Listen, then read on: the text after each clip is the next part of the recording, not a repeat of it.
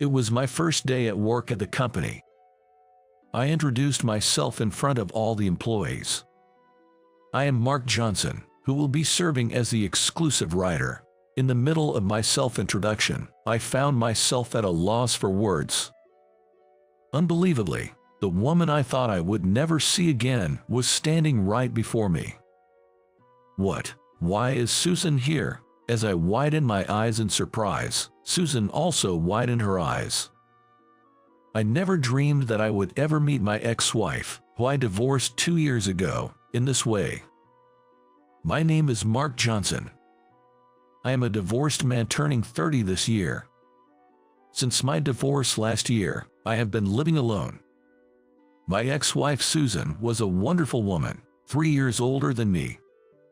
She was very beautiful, youthful enough to make me look much older, yet her inner self was very calm.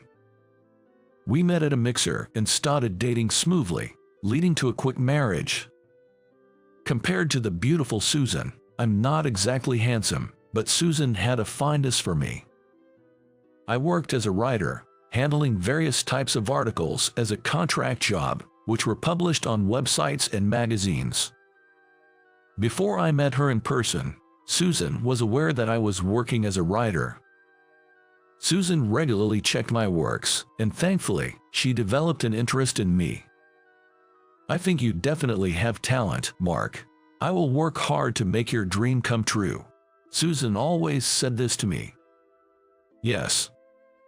Even though I was a writer, when I was married to Susan, I was just juggling a few freelance jobs, not possessing enough financial power to be the breadwinner of the family.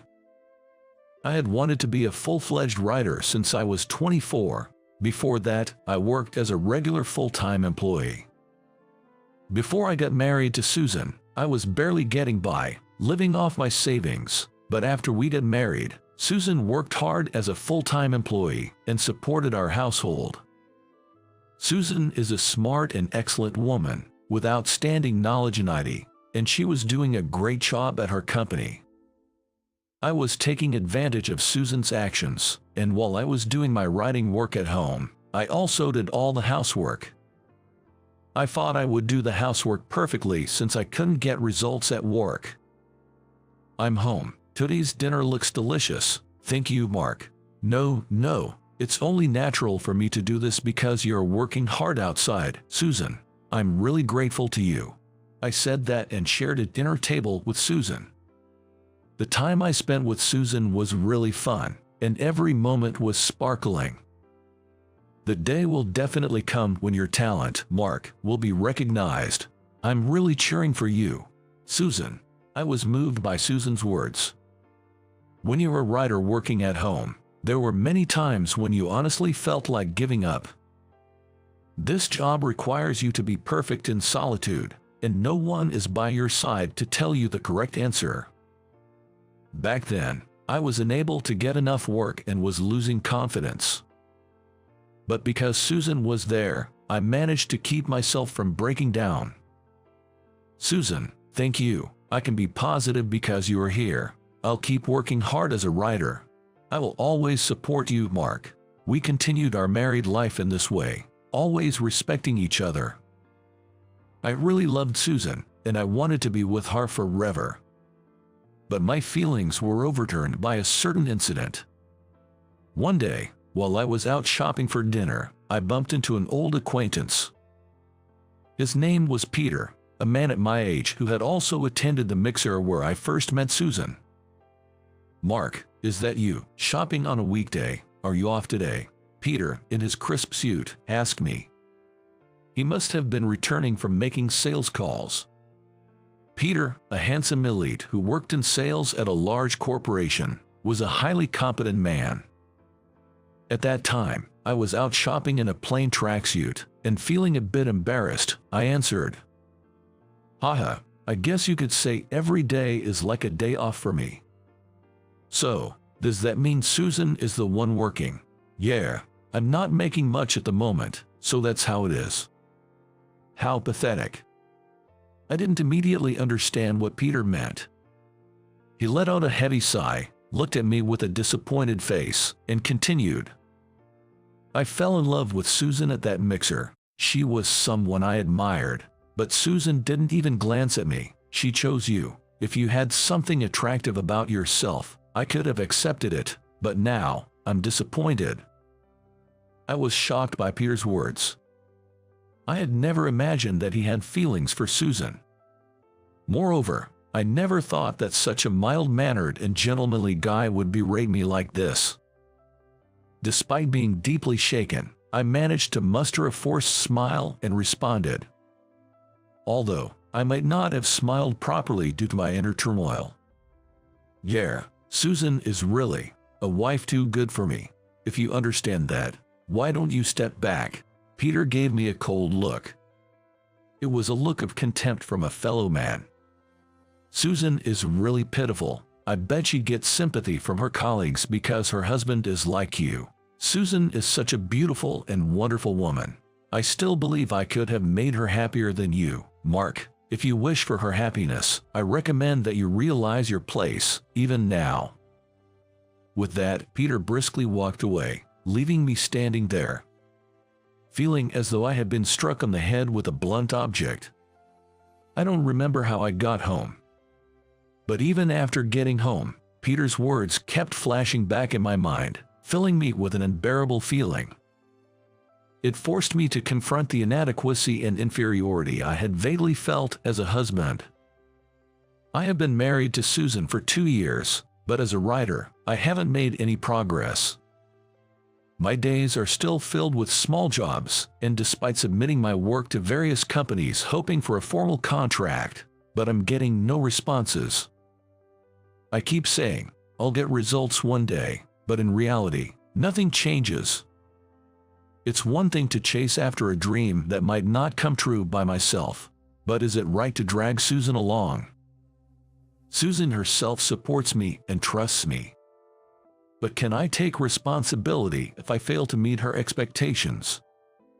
Before I knew it, I was filled with self-pity, and tears welled up in my eyes. I'm home. Wait, Mark, what's going on? Susan, surprised by my unusual mood, rushed to my side. Susan is always so kind to me, and does so much for me. Despite this, I can't do anything for her. In that moment, I painfully realized this truth. Susan, let's get a divorce. The moment I said that, Susan looked at me with a startled expression. Oh, Mark, what happened? I'm no good. I can't make Susan happy. Susan seemed like she wanted to say something, but instead she just nodded gently and said, I understand. Maybe she could tell from the tears I shed. And so, in our 2nd year of marriage, we put a period to our life together. It was a divorce we both agreed to, so the proceedings went smoothly. Even at our last goodbye, Susan smiled and cheered me on. She looked so refreshed, and I knew then that this separation was the right thing. Susan is a serious person, and she must have felt obliged to support me, but at the same time, she must have felt burdened. Mark, promise me this at least. I'll be waiting for you to succeed as a writer. Even at this parting, Susan was kind. Feeling her considerateness, I let out a small stream of tears as I said goodbye. Yeah, I'll keep on writing. After parting with Susan, I dedicated myself more to writing than ever before. Before, when Susan was around, we would go out as a couple, but now I am truly alone. Thankfully, I have plenty of time. I wrote and wrote as if I were possessed. Sometimes when I felt like giving up, I would think alternately of Peter and Susan. I wanted to become a man who could make Peter, who looked down on me, look up to me, and I was determined to fulfill my promise to Susan. By doing this, I was able to motivate myself and make more achievement in my work than ever before. My writing improved and I started to get higher-paying jobs. Then I thought I'd enter a contest in a web media, so I found a promising contest in a magazine and applied. As a result, I was hired by a major web media company. I was going to be employed as a full-time writer, so I could expect a stable life, promotions, and raises from now on. Most importantly, I was told that I might be able to take on assignments from publishing companies, and I might even be asked to travel overseas for cover stories. I wanted to write various articles and send them out to the world. It was a moment when my dream came true. I did it. I shouted with joy in my empty room. I wish I could have shared this moment with Susan. It will soon be 2 years since I divorced her. I'm still alone, but I'm sure she, the charming woman, has already been blessed with a new good encounter. For me, that's the greatest joy. There are plenty of men who are more suitable for Susan than me, a cowardly man. Yes, like that Peter. She can choose as many handsome and wealthy men as she wants. I have to move on too. With that thought, I said goodbye to Susan again in my heart, but later I was to be hit by an unexpected situation. A few days later, I went directly to the major web media company that had hired me. Normally, since I'm a writer, I can work remotely, but from now on, I need to have meetings with the editor in charge at the office. So, first of all, I had to greet all the employees. And after the greeting and the tour of the company, a welcome party for me was held. I was truly grateful for such a warm welcome. After a long while, I put on a suit and, nervously, I set foot into the company. I'm nervous. The company exuded a modern feel, its marble floors sparkling and shining. I was immediately overwhelmed by the stylish and contemporary office. "All right, Mr. Johnson, this way." Led by the young president in his 40s, I stepped into the PC room where everyone was waiting. I am Mark Johnson, who has been appointed as an exclusive writer for this company. In the midst of introducing myself, I was left speechless. Unbelievably, the woman I thought I would never see again was standing in front of me. "What? Why is Susan here?" As I expressed my surprise and widened my eyes, Susan was also taken aback. I never dreamed of meeting my ex-wife, whom I had divorced 2 years ago, in such a circumstance. But I couldn't stand there silently any longer in front of everyone. Though I still have much to learn, I look forward to working with all of you. I finished my faltering greeting and bowed deeply. Even while everyone was giving a warm applause, my mind was filled with thoughts of Susan. Why was she working at this company? The president later gave a detailed explanation about the company's facilities and system, but I regretfully was somewhat preoccupied. The encounter earlier was too shocking. In the evening, a welcome party for me was held, and we went to a restaurant with 30 company members. During the party, I asked the president about Susan. The president, who was in a good mood from drinking, talked eloquently about Susan. Yes, we had hunted Susan because she was so competent and made her an executive of our company. Becoming an executive all of a sudden, that's impressive. Susan was working in web marketing at her previous company, and attracting customers on the web is her forte. Also, she had excellent grades in the Department of Humanities at a national university, so of course she has excellent writing skills and talent as an editor. In fact, she's really standing out in our company. I'm really glad we hired her. Just as the president said, Susan had excellent grades at the Department of Humanities at a national university. She had told me herself that when she was job hunting, she struggled to decide whether to work at a publishing company or an IT company. But in this company, she can showcase both of her skills, which is perfect for her. As I was thinking this, Susan came over to me. I was relieved because I was worried she might avoid me. "Mark, it's been a long time." I was surprised. "I never expected to meet you again like this." "Me neither." Seeing Susan up close after a long time, I was unexpectedly nervous. Even after 2 years apart, she was still as charming as ever. To be able to talk so naturally again. I never even dreamed of this. But really, congratulations. Our web media gets a lot of various work frequently. I'm very honored to be able to work with you, Mark. I look forward to working with you in the future. Same here, I look forward to it.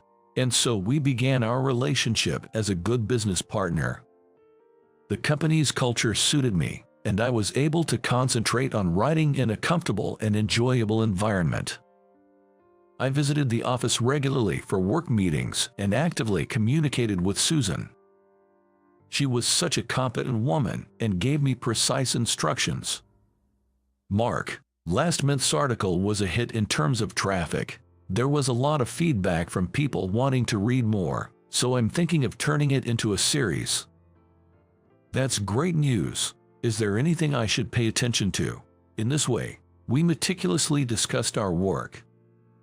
Every time we compared our ideas, the results visibly improved, and being evaluated directly like this also motivated me.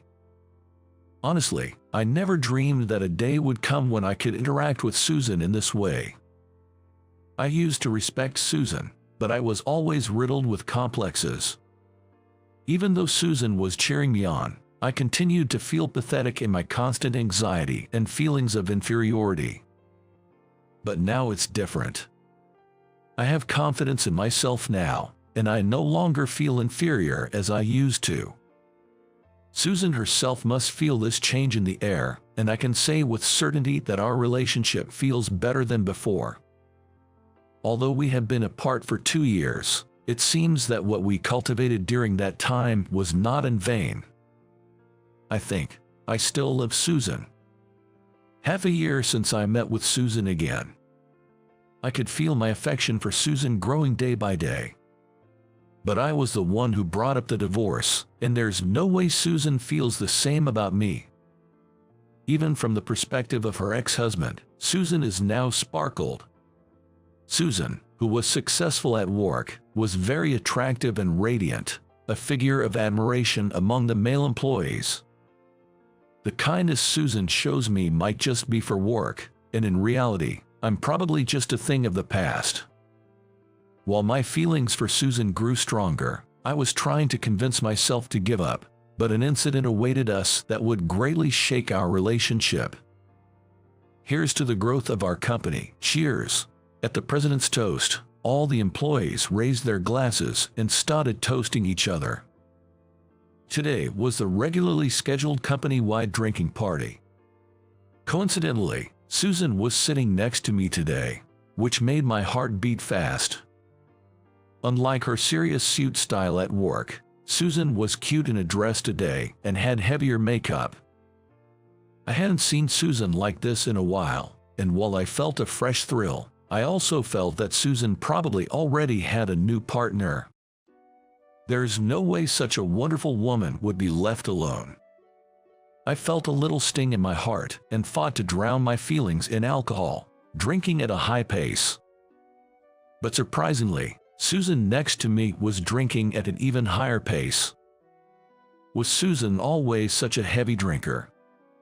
Another whiskey and soda, please. Are you sure you're okay? Your face is all red. I'm fine. I'm not drunk. Susan said so, but she was clearly drunk. The drinking party started at 6 p.m., and by the second hour, Susan was completely drunk. After that, the other employees got excited about going to the second party, and Susan was saying, "Me too," and tried to follow them. But there was no way she could walk the streets safely in heels with being so drunk. Seeing her like this, I decided to take her home. Fortunately, the other members were too excited about the second party to tease us. I planned to go home as soon as I sent Susan safely to her house. But suddenly Susan started feeling unwell and turned pale, shivering. It appears that the drawbacks of drinking alcohol at a high pace have now caught up to her. From this bar to Susan's house it takes about an hour, but if we head to my apartment, it's only about a 15-minute ride. I immediately hailed a cab and headed straight to my apartment. It's unusual for Susan to end up like this. Thinking this, I was taking care of her in the cab. Susan, who's usually calm and composed, was completely drunk and out of her senses. Upon arriving at my apartment, I put Susan to bed.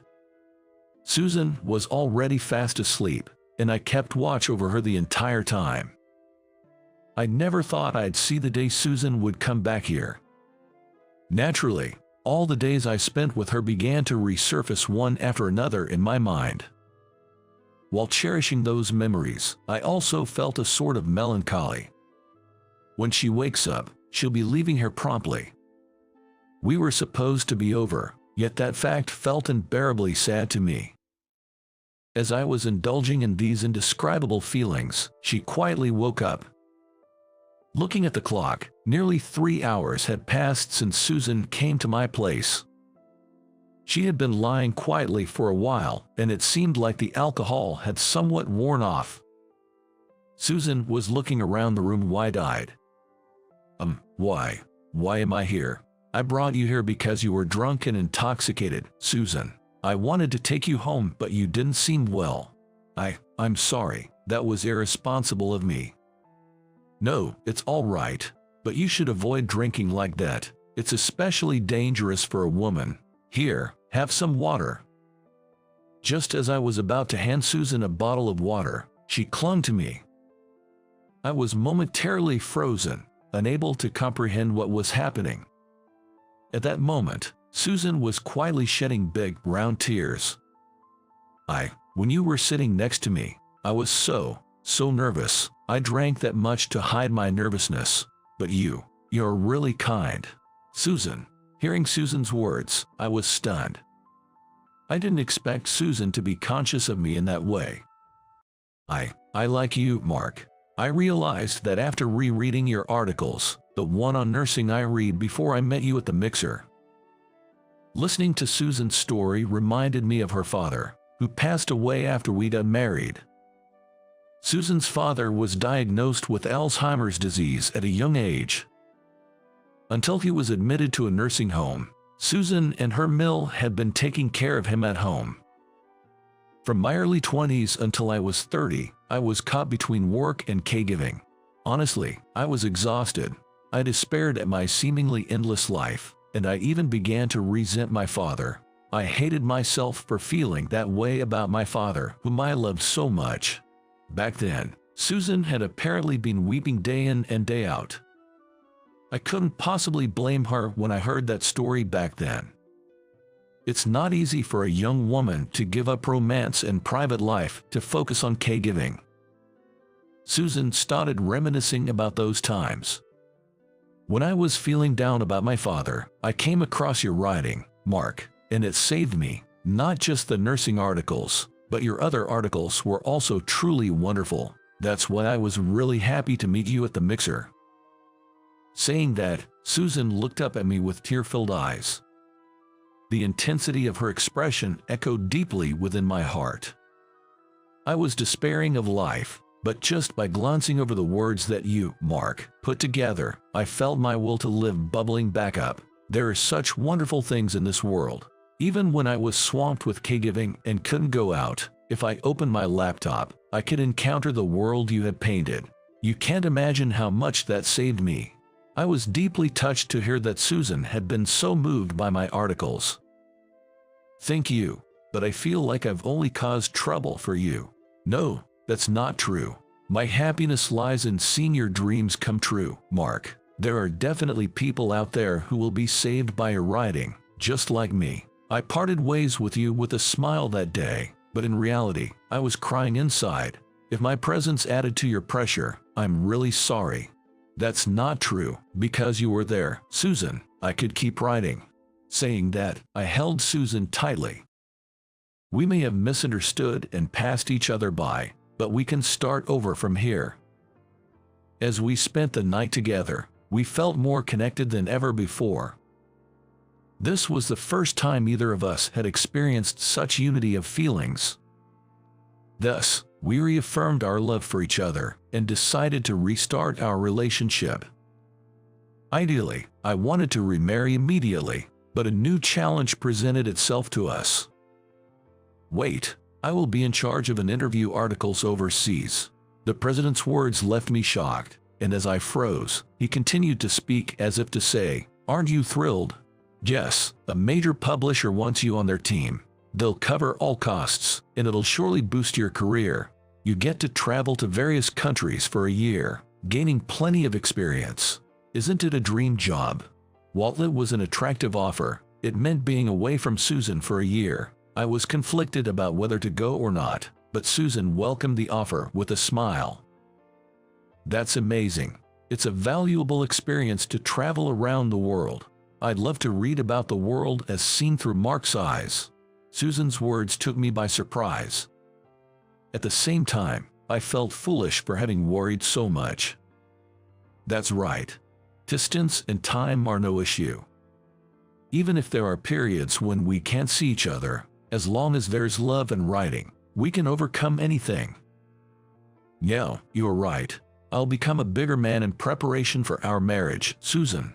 And so, I accepted the offer and set off on a one-year research trip. Susan was there at the airport to see me off, a glittering engagement ring on her right hand. When I returned, I intended to present her with a large wedding ring for her left hand. "Take care." "Yeah, I'll do my best." With smiles on our faces, we began walking towards a bright future.